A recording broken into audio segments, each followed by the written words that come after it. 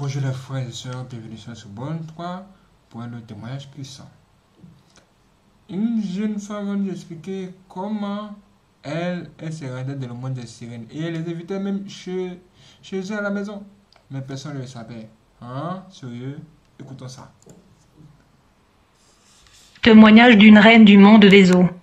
Bonjour, je suis Gaëton Elinga, je suis ici pour témoigner de ma délivrance. Les problèmes qui m'ont arrivé dont je veux raconter ici provenaient de la nature et la condition spirituelle de ma famille, qui était dans des alliances ancestrales et générationnelles. En plus mon nom était problématique. Tout a commencé un samedi soir alors que je dormais. C'était précisément en 2013. Cette nuit-là je dormais, puis je me suis réveillée. J'étais un peu fatiguée. J'étais encore allongée sur mon lit et je tentais de relaxer, mais alors que je me détendais, dès que je me suis retournée de l'autre côté du mur de ma chambre, à ma grande surprise j'ai vu des étoiles brillantes et des dessins des poissons sur le mur de ma chambre. Du coup le mur de ma chambre avait changé. En effet, il brillait et scintillait avec une grande lumière. J'ai eu l'impression que j'observais un immense et brillant aquarium qu'on met à la maison. Il était d'une lumière magnifique à l'intérieur de ce qui devait être le mur de ma chambre. En fait, j'observais le royaume sous-marin du diable, bien que j'ai eu l'impression de regarder un aquarium que nous plaçons dans nos maisons. Dans cette dimension j'ai vu beaucoup de sculptures de poissons, et tout était très étrange pour moi. À vrai dire, j'ai eu peur et j'ai voulu crier au secours. Dans cette chambre je dormais avec les membres de ma famille. J'ai voyé tout ce phénomène pendant qu'ils dormaient. Comme j'avais peur, j'étais sur le point de crier au secours. Du coup j'attends une voix m'avertissant de ne pas le faire. Ce qui est étonnant est que la voix que j'entendais était celle de mon grand-père qui mourut il y a plusieurs années. Il me disait « Elinga, ne crains pas, aujourd'hui c'est ton jour. Tu n'as pas à réveiller les autres car c'est ton jour. Tu as été choisi et mis à part. » Je lui ai demandé « Qu'est-ce que tu veux dire aujourd'hui est mon jour ?» Pendant que je parlais à mon grand-père qui est mort il y a plusieurs années dans cette dimension, j'ai vu un serpent qui a commencé à me parler. Le serpent s'était enroulé jusqu'à une hauteur d'1 mètre, puis il leva sa tête. Ensuite il commença à me parler. C'était la première fois que je voyais un serpent dans ma vie. Il était énorme. Il était 4 heures du matin quand ce serpent commença à me parler. Il me dit « Elinga, ne crains rien. À 5 heures du matin vers l'aube, avant le lever du soleil tu iras aux toilettes. Il y a déjà un esprit que nous avons mis en toi. Il va te réveiller quand il est temps de se lever. » Le serpent me dit « Une fois que tu arrives à la toilette à 5 heures du matin, tu verras un anneau doré et brillant à l'intérieur de la toilette pour toi. Tu vas prendre cet anneau et le porter. » Alors que ce serpent me parlait, les autres membres de ma famille dormaient profondément dans cette chambre. J'étais sur le point de les réveiller mais ce serpent m'a prévenu de ne pas le faire. Il me dit « Nous sommes venus spécialement pour vous. Quand il était 5 heures du matin, je t'ai réveillé par un esprit démoniaque qui a été placé en moi. Le matin quand je suis allé aux toilettes comme instruit par le serpent, j'ai vu un anneau doré et brillante dans la toilette. Quand j'ai pris cet anneau, j'ai demandé au serpent « Quel est le but de cet anneau ?» Il me dit « Nous en parlerons plus tard. » Mais dès que j'ai mis cet anneau d'or sur mon doigt, soudainement j'ai commencé à entendre les bruits de déferlement de vagues d'eau. J'entendais également le bruit de vent qui soufflait et agitait les arbres dans la forêt. Je pouvais entendre comme un vent qui se mit à souffler très fort et secouait les feuilles des arbres dans la forêt. Puis le serpent me fit comprendre que les bruits des déferlements et de vagues des eaux que j'attendais étaient la salutation des esprits des eaux, et le bruit des arbres qui étaient agités par les vents était la salutation des esprits qui résident dans les forêts. Plus tard, le serpent me dit « L'anneau sur votre doigt est le symbole de l'alliance et le pacte qui nous unit à toi. » Puis j'ai entendu le serpent me dire « Vous êtes maintenant dans notre crique. En effet, vous êtes connecté avec le monde marin et le monde de la forêt. C'est pourquoi vous entendez les bruits de vagues et le vent dans la forêt. Ces 2 dimensions de notre monde vous saluent et vous honorent parce que vous êtes une reine et un dignitaire. » Le serpent me demanda de m'asseoir. J'étais sur le point de m'asseoir au sol, quand soudainement il a fait apparaître un trône royal. Ce trône était décoré avec une sculpture artistique. Dès que je me suis mis sur ce trône, il me dit « Dans quelques jours vous allez voyager vers le royaume des esprits sous l'eau. Vous allez siéger sur ce trône royal, parce que vous êtes une reine. » Le serpent me dit « Votre arrière-grand-père était sûrement élevé. Il avait tué et sacrifié beaucoup dans votre famille pour atteindre ce niveau. Mais cependant il n'a jamais atteint cette puissance. Par contre, vous êtes choisi pour cette position. En fait, nous vous avons choisi parce que votre étoile brille intensément dans le monde des esprits. Votre étoile éclatant a attiré notre attention. » Le serpent me dit « Tous vos frères et sœurs ont des étoiles brillantes, mais en termes de gloire, le vôtre est plus brillant, éclatant et plus intense. Tous vos frères et sœurs seront bénis matériellement à cause de leurs étoiles, mais vous serez plus bénis qu'eux, ce donc à cause du degré du rayonnement et de la splendeur de votre étoile que nous vous avons choisi. En plus de l'éclat de votre étoile brillante, nous avons constaté que Dieu vous a donné le don de libéralité et générosité. C'est pourquoi nous vous avons choisi, afin que vous puissiez nous donner beaucoup des âmes, car ce sont les âmes dont nous avons besoin. L'anneau d'or que vous avez sur le doigt sera invisible pour les hommes animaux et les civils, car vous serez la seule à le voir. Quand il était 5 heures, ce serpent démoniaque me dit, « Maintenant que tu as mis sur toi cet anneau royal, tu dois retourner dans la maison. Une fois que vous entrez dans la maison, vous allez ouvrir pour nous la porte de la maison afin que nous puissions entrer et prendre le contrôle de votre maison et votre famille. » Sans tarder, je suis retourné à l'intérieur de la maison, et à 5 heures du matin, j'ai ouvert la porte de notre maison pour le monde marin, afin qu'il puisse entrer et prendre contrôle. Quand les esprits du monde marin sont entrés, il y avait eu un vent fort qui avait envahi la maison. Quand ce vent soufflait, je ne pouvais pas bouger. Le vent souffla fortement durant une demi-heure, et puis il s'arrêta. Toutefois, personne dans la maison ne pouvait sentir l'ouragan qui soufflait dans la maison, et donc mes yeux spirituels étaient ouverts grâce à l'anneau royal sur mon doigt.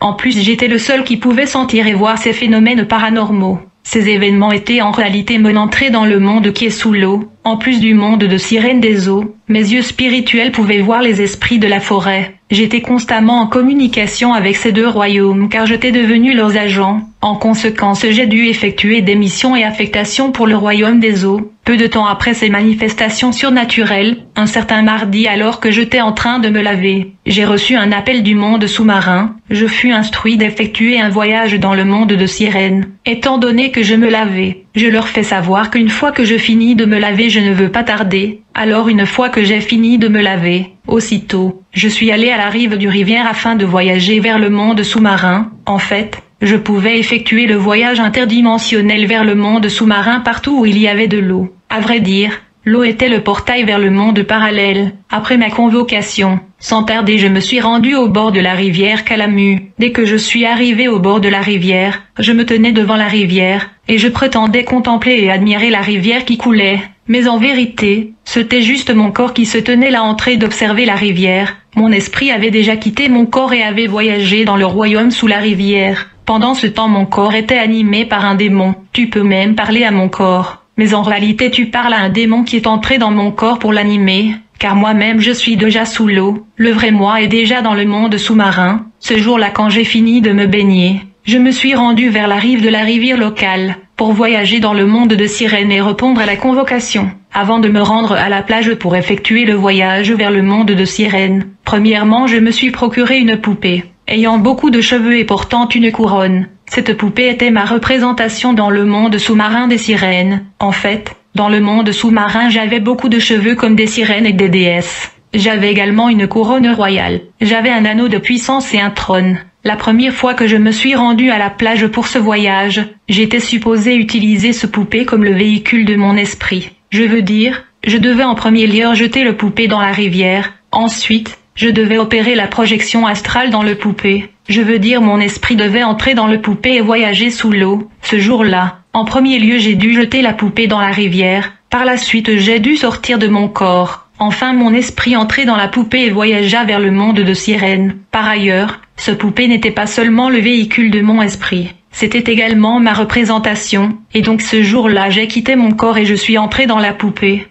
Par la suite je suis descendu sous l'eau. Pendant ce temps un démon animait mon corps physique qui était resté sur la plage en train d'observer la rivière. Plus tard quand je suis arrivé dans le royaume aquatique de sirènes, j'ai vu beaucoup de bébés avortés qui ont été recueillis par les sirènes. En effet, le corps de beaucoup des enfants avortés sont la plupart du temps récupérés par les sirènes, qui les amènent sous l'eau. Après ce scène, j'ai vu beaucoup de démons très courts qui sont venus m'accueillir dans ce royaume sous la rivière. J'ai vu également des sirènes ayant les queues de poisson, qui étaient attroupées pour m'accueillir, et elles me saluaient. Pendant que je marchais dans le tapis d'honneur, elles me jetaient l'eau pour m'honorer. Après avoir atterri dans cette dimension aquatique, j'ai vu des gens qui sont morts il y a plusieurs années, ils étaient venus m'accueillir. Ensuite j'ai vu mes ancêtres et les membres de ma famille qui sont morts avant même que je sois né. Ils m'accueillaient tous avec joie et célébration. Puis j'ai vu mon défunt grand-père et beaucoup de gens qui sont venus m'accueillir et assister à mon intronisation. Il y a beaucoup de gens qui sont morts sur la terre. Cependant ils ne sont pas allés directement en enfer ou au paradis.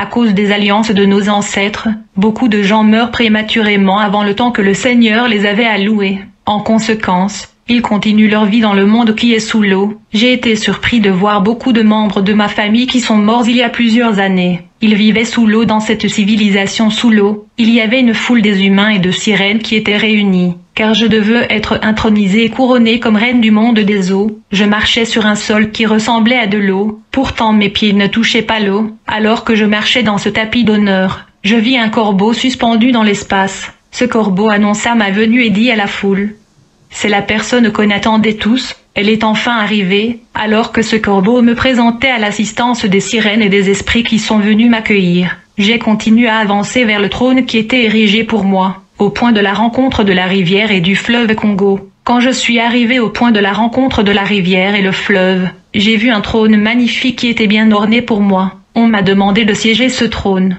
Au moment où je me suis assis sur le trône, le corbeau me dit: Votre Majesté la Reine, il y a un homme qui est un officier du gouvernement congolais qui est venu nous voir. Il nous a dit qu'il voulait construire un pont sur la rivière. Il est venu demander votre autorisation. À ce moment j'ai vu l'homme qui était l'agent du gouvernement s'approcher de mon trône. Cet homme travaillait pour le gouvernement congolais. Il a été chargé par le gouvernement congolais de construire un pont au-dessus de la rivière Kalamu.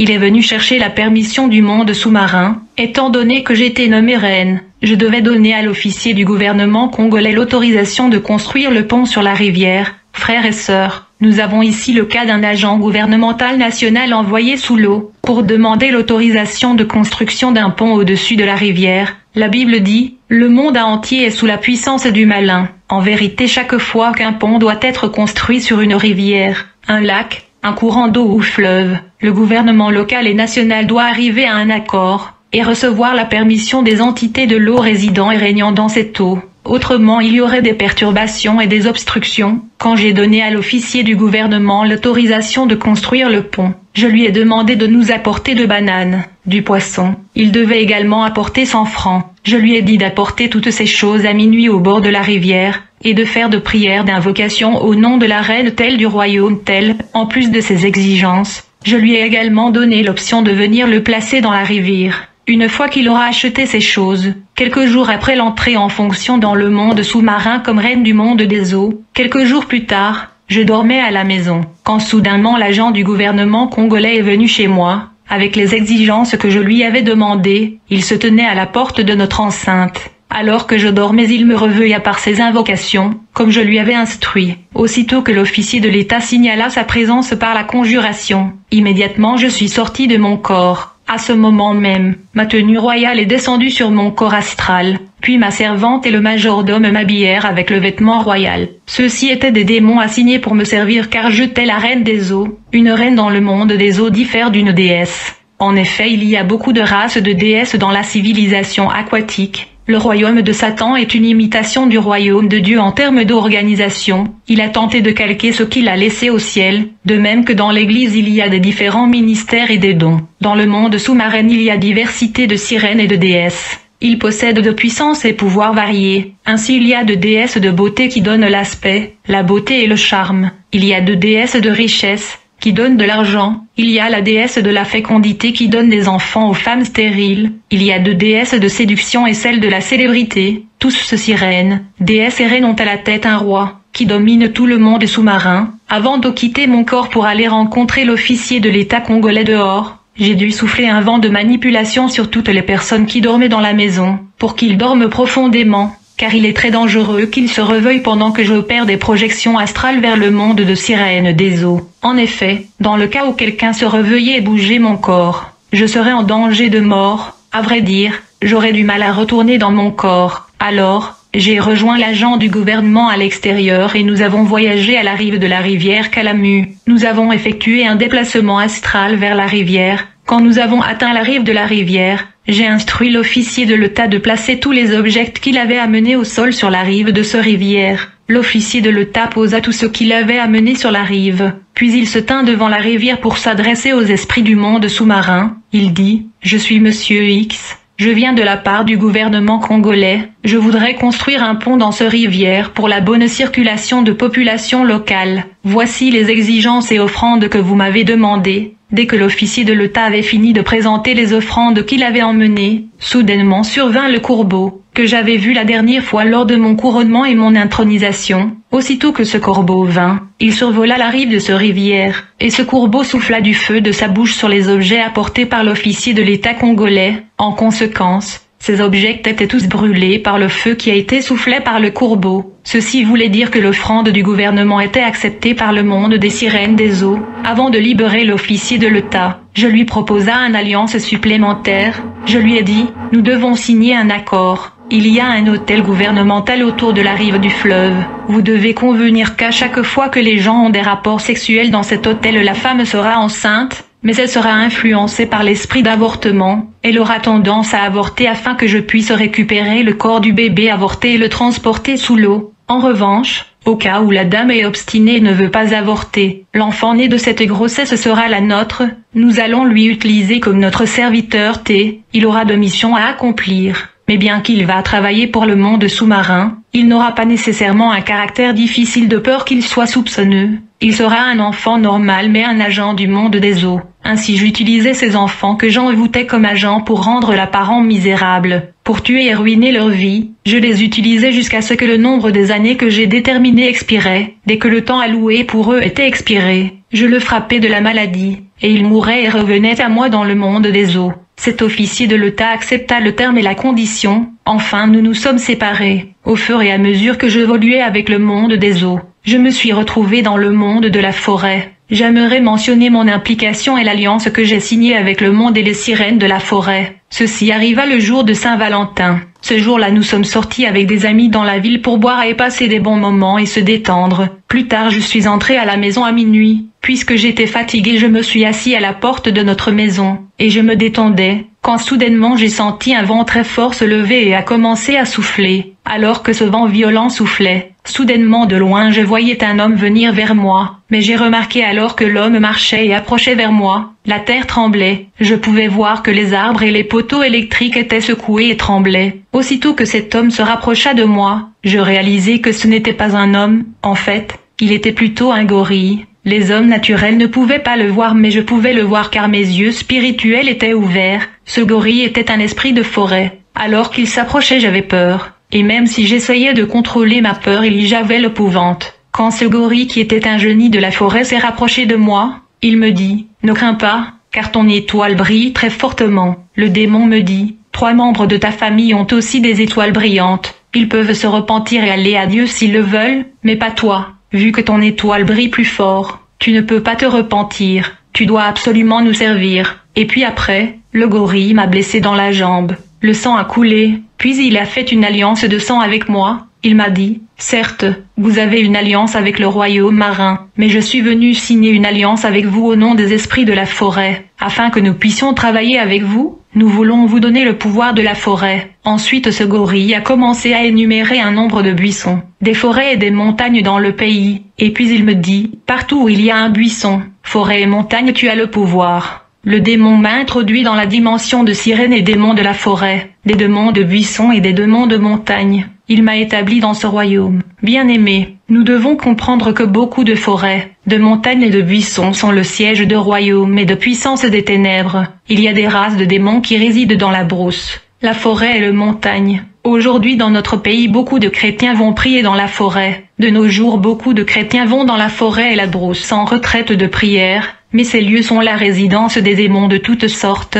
À moins qu'ils ne soient sérieux dans leurs prières, ils souffriront de contre-attaques et de contre-mesures. Par ailleurs, de nombreux professeurs d'université dans cette ville sont des occultistes. Ils font des prières rituelles et magiques dans la forêt. Je coordonnais leur activité car j'étais très élevé dans la dimension forestière. J'étais l'émissaire des démons de la forêt. J'étais le médiateur entre les occultistes et les génies de la forêt, pour assister à la rencontre des démons de la forêt. Je n'avais pas besoin de dormir. Je faisais des voyages astrales avancés, je veux dire pendant que je mangeais ou lavais le plat. J'étais simultanément hors de mon corps, et pendant que j'étais hors de mon corps et je voyageais dans le monde des esprits. Simultanément je faisais aussi des choses dans ce monde. Je pouvais être en train de dialoguer avec ma famille, et être en train d'assister au rassemblement de sirènes de forêt et des occultistes. Et donc je travaillais avec les sirènes des eaux et les génies de la forêt. En revanche, Il faut noter que les esprits de la forêt utilisent toujours la forme et l'apparence des animaux, comme le gorille qui m'a rendu visite et a conclu une alliance avec moi. J'étais très élevé dans le monde forestier et j'envoyais mes agents en mission de destruction,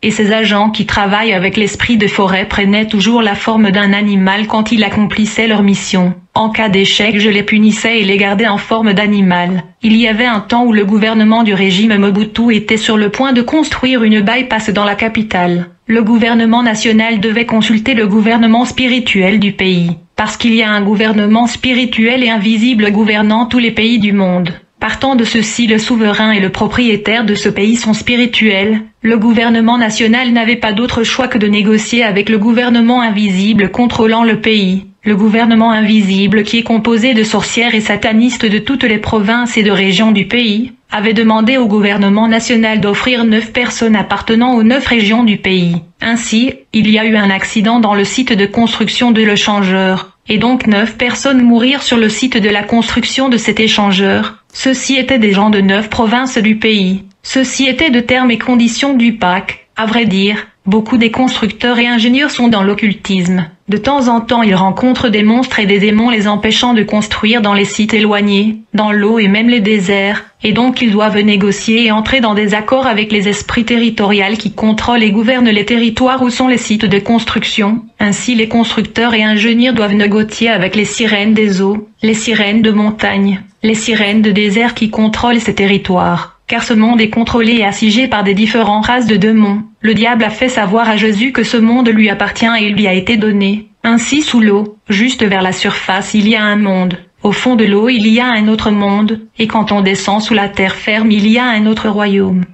Le royaume marin où je voyageais était divisé en des clans, des dynasties et des royaumes. Il y a des immenses châteaux forts et des palais royaux sous l'eau. Ceux-ci sont des résidences de reines, des déesses, des sirènes et rois. Ces reines, déesses et sirènes vivant dans ce château royal ont des pouvoirs et influences différents. Chacune de ces dynasties et clans régnant dans le château royal gouverne un territoire précis ayant une frontière précise. Quand la sirène de séduction veut attaquer une église, elle se lèvera dans la surface de la terre, et elle cherchera une belle sœur et elle entrera en elle, et puis elle va l'influencer et va le manipuler à séduire les dirigeants de l'église. Généralement quand une sœur est habitée par l'esprit de la sirène, elle va se mettre à s'habiller de façon provocante, et elle va venir à l'église avec cet habillement. Elle va venir en retard pour attirer l'attention du pasteur et des dirigeants. Quand ce genre de dame habitée par la sirène entrait dans l'église, ses yeux seront sur le prédicateur. Je veux dire qu'elle aura des yeux de séduction, et si le prédicateur la convoite et couche avec elle, la sirène entrera dans le pasteur et il perdra son pouvoir et son autorité. Une fois que le pasteur convoite ce genre de femme, il ouvre la porte d'entrée. En conséquence, la sirène entrera et il deviendra ensorcelé. Quand cela arrivera, il ne pourra plus se concentrer sur son message parce qu'il est ensorcelé, et son esprit est manigancé à cause de la séduction. Quand je dis que le pasteur perdra son autorité, je veux dire que ses paroles dans le monde des esprits seront sans puissance et sans pouvoir. Ces paroles et ces déclarations deviendront des mots simples et ça ne portera aucune autorité. En gros, quand un pasteur couche avec une dame habitée par la sirène, au bout du compte son ministère sera détruit par la sirène, qui va alors attaquer le département principal de l'église. En effet, cette sirène va introduire la fornication entre frères et sœurs. En conséquence, l'église mourra spirituellement. Une fois que l'église sera morte spirituellement à cause de l'impureté, le pasteur remarquera que l'assistance et la fréquentation a diminué. En plus de cela, l'intensité de la prière va se dissiper. Le pasteur deviendra désespéré et stressé de remarquer ces faits. Dans cette confusion, le royaume marin le poussera à recourir à l'occultisme, afin de gagner son âme et prendre contrôle de membres de la congrégation. Il y a aussi le scénario où le pasteur mourra après avoir dormi avec ce genre de fille habitée par la sirène. En fait, le diable peut tuer 1000 personnes juste pour gagner un pasteur. En outre, quand les gens voyagent sous l'eau en quête de puissance,